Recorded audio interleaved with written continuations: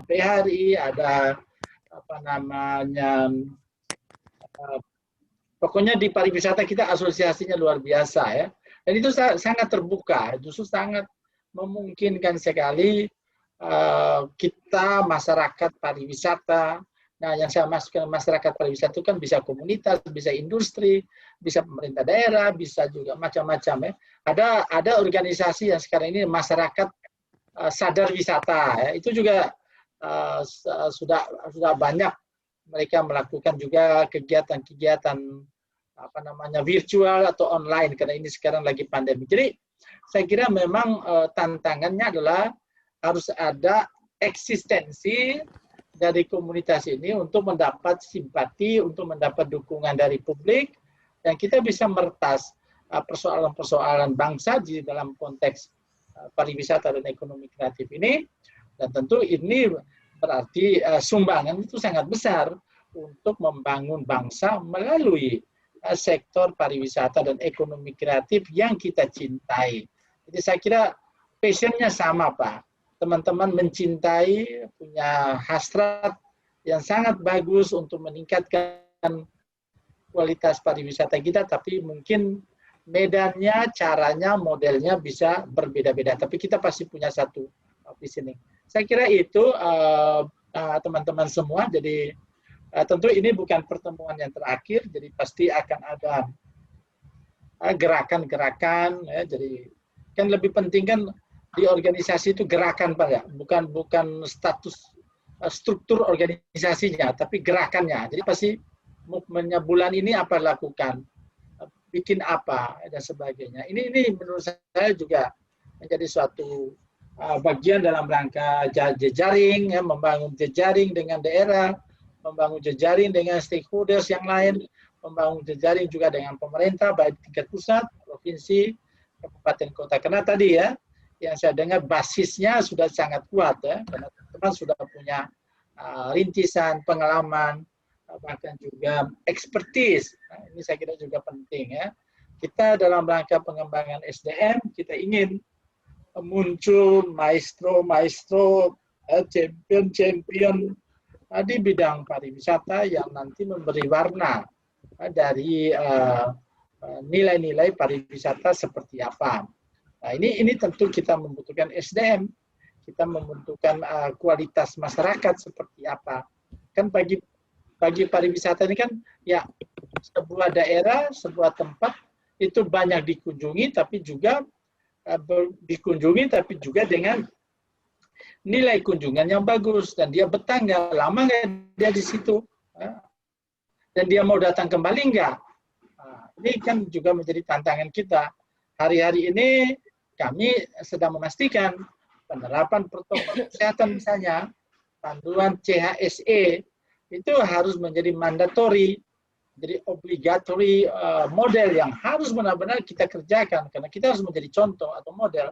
Karena kalau kitanya aman, nyaman, atau bahkan bisa membuat reputasi pariwisata ini punya nilai kredibilitasnya bagus, ya berarti kan dipercaya. Nah, ketika dipercaya ini image-nya, sentimennya menjadi sangat positif. Ya, dan kita akhirnya bekerja dengan bagaimana sih mengelola ekspektasi itu. Ekspektasi publik, ekspektasi pasar. Ini luar biasa. Mengapa saya katakan ini penting?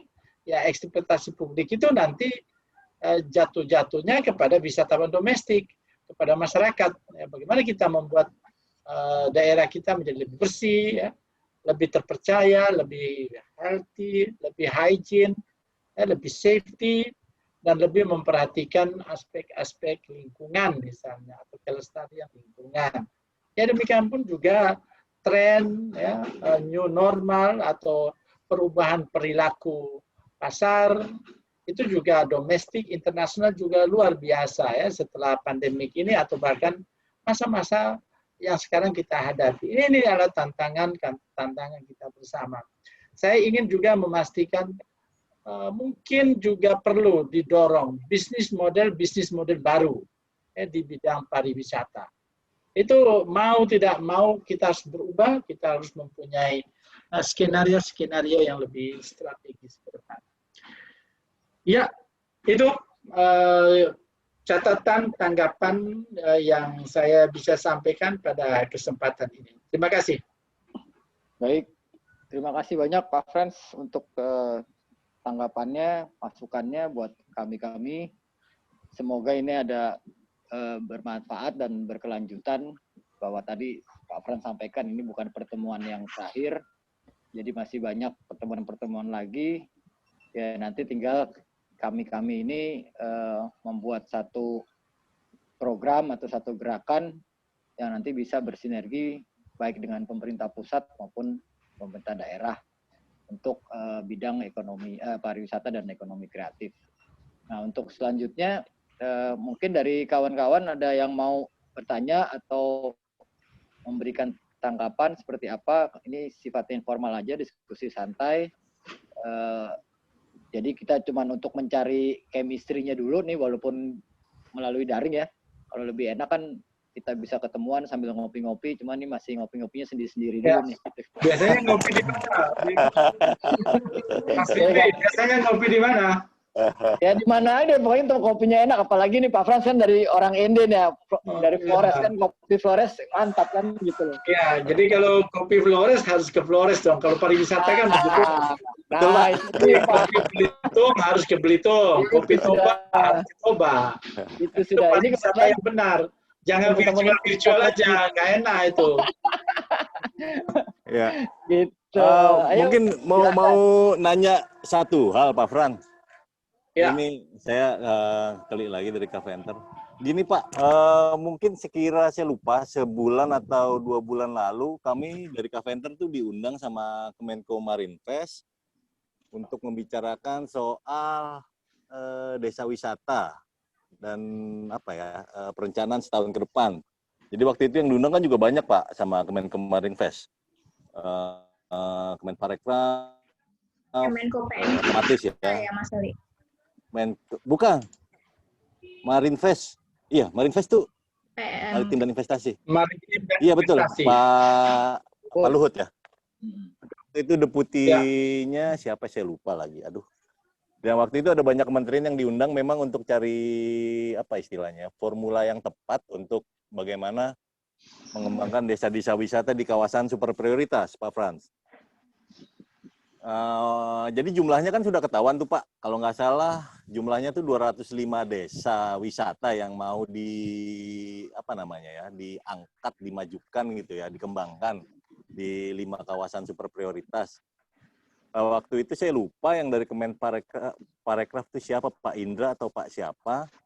Jadi beliau mengajukan supaya model pengembangannya itu seperti model pengembangan Pantai Pandawa. Memang cukup sukses kan kalau Pantai Pandawa, dan itu memang dikelola desa gitu Pak Frans. Secara pendapatan cukup mentereng gitu Pak. Kalau nggak salah beliau Pak Indra bilang itu sekitar 12 atau 15 miliar per tahun pendapatan untuk desanya gitu. Itu memang bagus ya gitu. Community based tourism-nya juga jalan gitu Pak. Lah, model seperti ini yang diajukan oleh Pak Indra untuk di ATM-kan, diamati tiru modifikasi untuk teman-teman di kawasan super prioritas. Lah, kalau kami cermati, waktu itu kami juga sudah nanggapin gitu Pak. Model seperti ini kan belum tentu bisa cocok gitu Pak. Kalau untuk taruhlah yang nggak usah jauh-jauh deh gitu ke teman-teman di Labuan Bajo aja gitu, nggak semua bisa menggunakan model yang seperti itu gitu Pak, karena kita tahu secara kultural, secara secara pemahaman itu kan mereka masih butuh beberapa steps gitu Pak. Sementara yang dimau oleh Kemenko Marinvest ini untuk 1 tahun ke depan gitu kan, cuma 1 tahun aja dulu kalau menurut Pak Deputi waktu itu bilang ya, untuk 205 desa ini modelnya seperti apa. Nah yang mau saya tanyakan, bisa nggak sih kita tawarkan juga apa istilahnya ya, pendekatan model lain gitu Pak untuk teman-teman yang ya tetap di kawasan super prioritas tapi mungkin model lain ya, bukan model yang seperti teman-teman Pantai Pandawa, karena kita sama-sama tahu kalau Bali kan sudah apa istilahnya, sudah brilian sekali gitu Pak. Semua stakeholder-nya sudah saling mendukung, ekosistem pariwisatanya sudah lancar jaya Pak Frans. Jadi kalau itu langsung kita tarik ke Toba aja itu belum tentu bisa kan Pak. Kita tahu sendiri Toba permasalahannya cukup kompleks. Jadi nggak bisa semata-mata. Mungkin kalau kita tarik ke daerah Borobudur, Magelang bisa lah. Cuma kalau untuk tempat lain seperti mungkin belum seperti itu modelnya gitu. Kalau kita tawarkan model-model lain untuk pengembangan kawasan, pengembangan masyarakat itu, atau kita bicara hal tersebut masih bisa nggak sih Pak Frans sebenarnya? Karena waktu itu Pak Deputi yang Kemenkomarinvest ini bilang bahwa proyek ini akan di-lead oleh teman-teman di Kemenparekraf. Jadi teman-teman yang di Kemenkop UKM, Depdagri, bahkan termasuk Kementerian Dalam Negeri, Kementerian Luar Negeri juga ada di situ, semua akan istilahnya mengikuti arahan dari teman-teman di Kemenparekraf. Jadi pertanyaan saya cuma gitu Pak, bisa nggak sih kita tawarkan model lain juga untuk teman-teman yang di kawasan super prioritas gitu Pak? Untuk desa wisata atau kawasan komunitas-komunitasnya gitu ya, komunitas penggiat pariwisatanya gitu Pak Fran. Ya, saya kira bisa sekali Mas Kelik ya. Jadi yang namanya pengembangan desa wisata kan tetap konsepnya kan community based dan sustainable tourism. Sehingga kalau misalnya ada prototyping seperti di Desa Pandawa, itu kan satu model. Tapi model itu kan sangat ketat, atau bukan sangat ketat, sangat taat pada nilai-nilai lokalitas yang ada di sana. Sehingga kalaupun ATM-nya langsung transfer begitu saja, ya nggak bisa. Tetap harus ada modifikasi, tetap juga harus tetap memperkuat yang disebut dengan kearifan lokal. Jadi bagaimanapun desa wisata itu, saya selalu bilang juga ke teman-teman saya di pariwisata juga, membangun desa wisata itu bukan membuat desa wisata baru, tapi melestarikan nilai-nilai yang ada di desa ini, terus kita mengemas dan manage. Jadi bukan bikin-bikin sesuatu yang baru, dan ini akhirnya kan juga, jadi padahal kan esensinya kan harus ada keunikan, harus ada kekhasan, itu harus ada kearifan lokal, itu kan nilainya desa wisata. Jadi saya kira Mas Kelik, saya justru berharap teman-teman dengan pemikiran, insight, juga pengalaman, contoh-contoh praktisi yang sudah ada, justru perkaya kita juga ya. Kan tidak semua kan punya pemahaman sama. Ya. Seperti teman-teman pelaku ya. Ya saya beruntung karena saya gaul dengan Mas Wibi, dengan teman-teman, jadi paham juga mengenai itu. Tapi maksud saya begini, munculkan aja Pak proposal atau desain model yang mau ditawarkan. Nanti begini Mas Kelly, mungkin melalui media ini, nanti saya pertemukan dengan Pak Indra itu, ya Pak Indra kan salah satu direktur ya, betul, Pak. Di destinasi. Destinasi Pak ya? Kita pertemukan Pak, atau Pak Deputinya sekaligus, ya Pak Hari Sungkari. Ya. Oke, ada usulan, ada konsep begini, gimana ini bisa dilakukan, bisa diterapkan. Ya itu saya kira ya. Jadi memang mungkin begini, memang selalu pemerintah kan ada target 1 tahun Pak. Tapi saya harus bilang juga, membangun desa wisata itu idealnya tidak bisa 1 tahun. Ya, harus berkelanjutan. Ya. Jadi oke lah Mas, ya. Jadi teman-teman mengkritik kita itu bagus sekali, karena itu harus dikoreksi, tapi juga tawarkan alternatifnya Pak. Ya.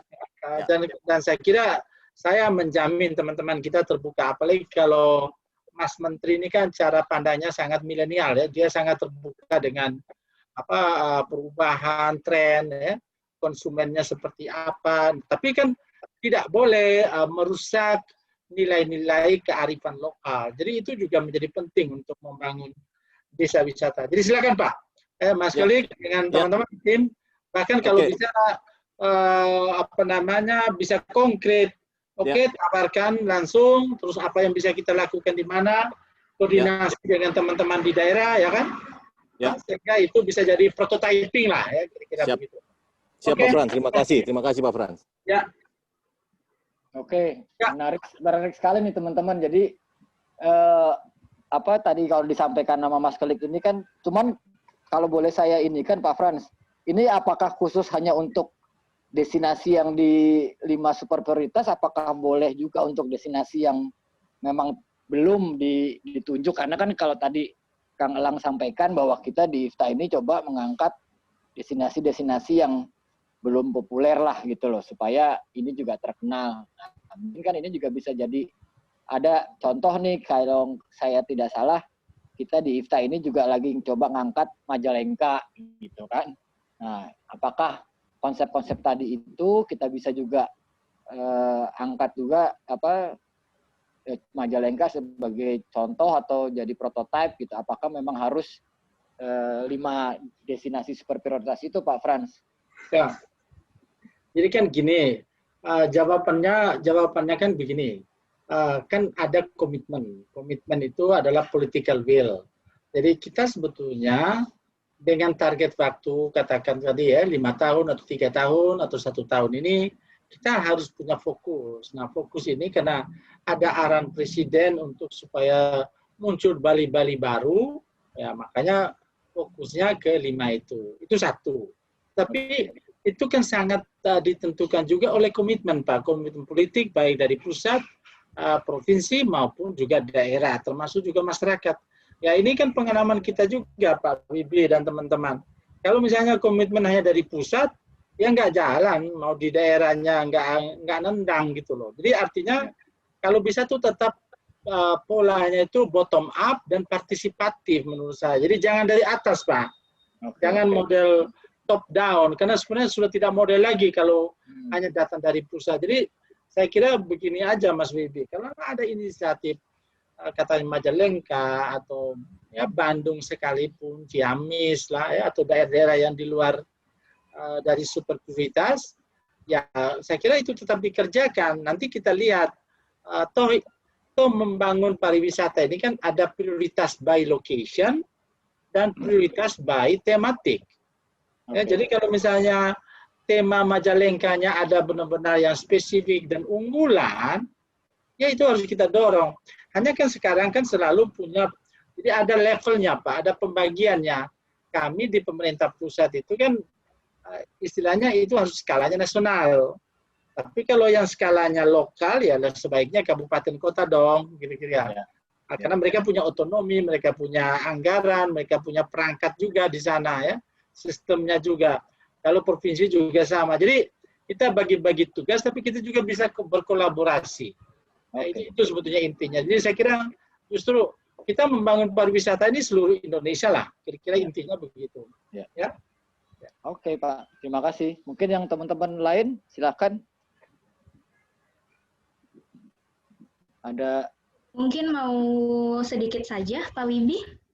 Boleh Mbak Fitri dari Kaventer juga. Ya, selamat sore Pak Frans, selamat sore juga rekan-rekan IFTA semuanya. Semoga sehat semuanya dan selamat Hari Batik Nasional juga. Ya, selamat Hari Batik ya, betul ya. Rasanya semua pakai batik ya. Mencoba pakai batik ya Pak ya. Ya, jadi perkenalkan Pak, saya dari Kaventer Indonesia dan kebetulan juga baru bergabung juga berdiskusi dengan rekan-rekan IFTA. Hanya ingin mengabarkan sebenarnya dalam masa pandemi kami juga mengadakan beberapa kegiatan dan mungkin langsung tembak aja nih Pak. Selanjutnya kita mau mengadakan terkait dengan pariwisata berkelanjutan, yaitu tentang pengelolaan sampah. Begitu. Karena mungkin di masa pandemi ini kan ketika orang datang sebenarnya yang paling harus di-manage di awal itu soal apa yang orang-orang konsumsikan, dan ini soal sampah. Dan mumpung lagi pandemi masih sepi, masih kosong, jadi saya rasa banyak daerah yang bisa bergerak untuk membenahi sistem untuk memelihara kebersihan mereka gitu.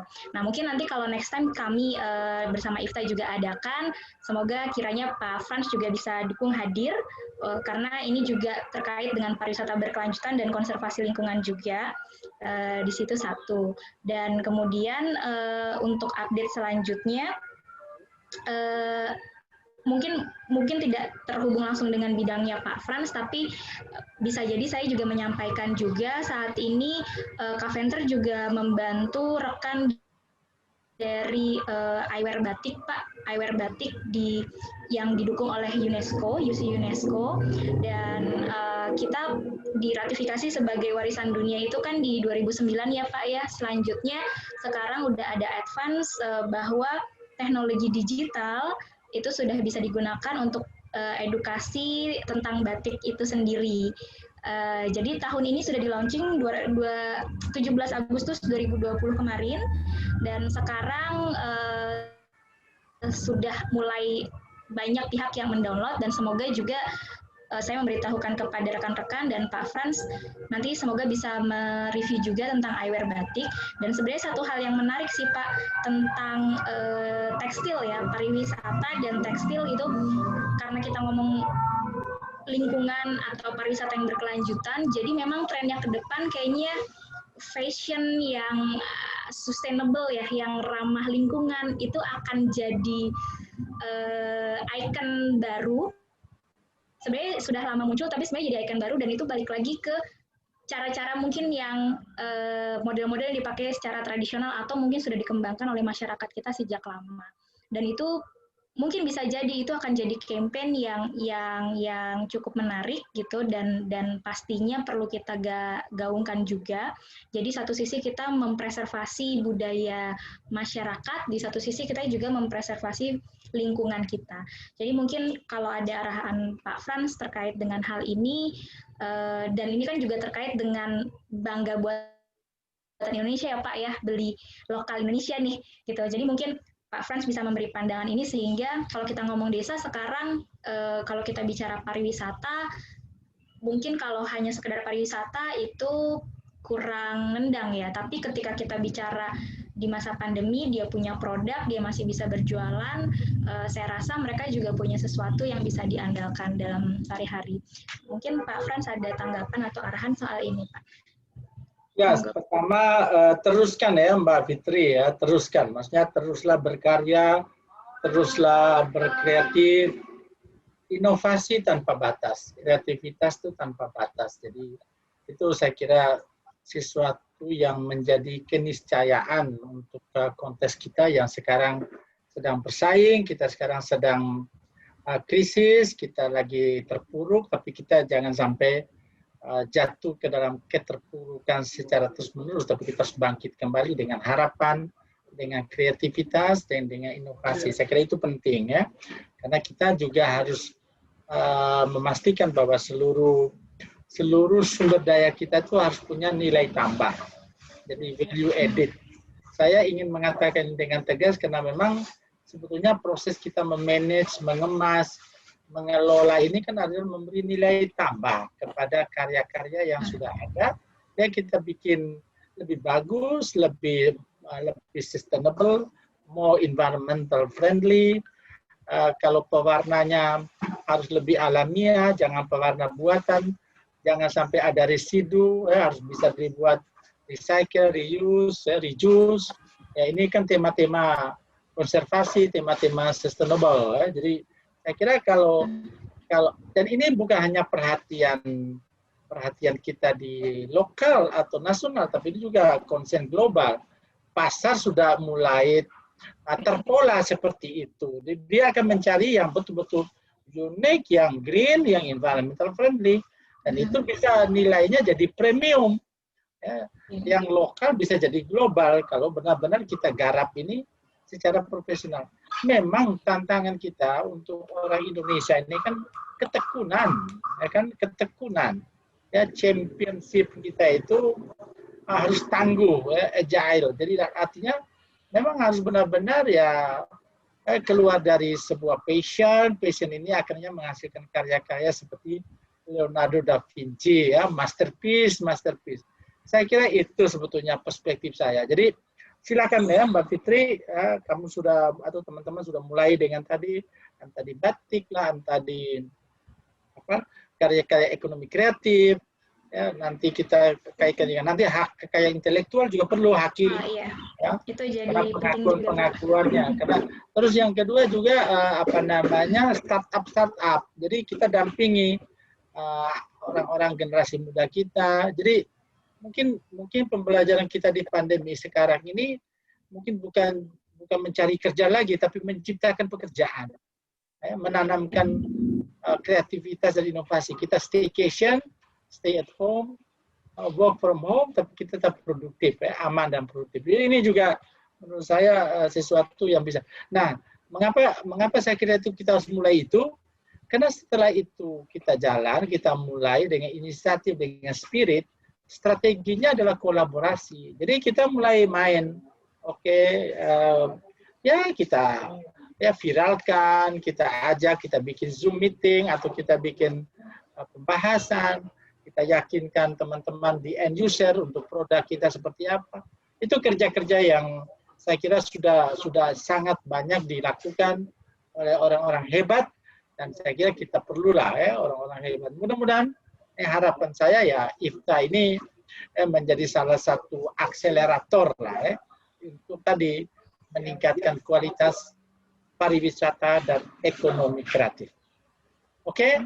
Terima kasih. Saya mungkin harus mengundurkan diri dulu karena. Terima kasih banyak Pak Frans. Terima kasih banyak Pak Frans. Terima kasih sekali lagi teman-teman teman-teman yang mau merubah dunia Om. Carpenter dan seluruh tim yang sukses selalu, Carpenter ya sukses selalu, dan kita bisa tetap keep in touch. Terima kasih. Siap. Selamat Terima sore. kasih Pak Frans. Terima kasih banyak. Indonesia jaga kesehatan. Siap. Pakai masker, cuci tangan, jaga jarak. Terima kasih Om Frans. Nggak usah, Terima kasih, Pak. nggak usah banyak minum kopi di kafe. Kalau hanya satu orang boleh lah. Betul, Pak. Oke Mas, ini Mas Bibi ini biasa dia suka jalan-jalan, menikmati pengalaman wisata. Ya. Oke, terima kasih ya. Terima kasih banyak ya. Makasih banyak Pak Frans. Teman-teman yang lain jangan pergi dulu ya. Itu semua orang bilang Oke. Siap Om. Gue belum ngomong, oi. Sekarang saatnya. Lo kelamaan di jalan Pak Bro. Ada buktinya Om tadi Om. Masya Allah. Gue pindah dulu smoking room ya, bentar ya. Asik. Ikutan. Asik. Om, ngopi Om. Ngopi. Mantap. Ngopi Om. Ini udah ngopi nih. Ngopi. kita harus memajukan ke atas. Oh, Om Malang. Mesti mampir ke sini nih tuh. Di mana nih? Enggak, di handphone aja bisa. Itu di mana Om Erik? Masih Bogor Om, tetap Om. Tahan sama Di daerah mana Bogornya? Di dekat camp Om, di atas campnya saya Om. Mega Bendung. Ke Bendung. Tunggu Erik, pending dulu. Tuh.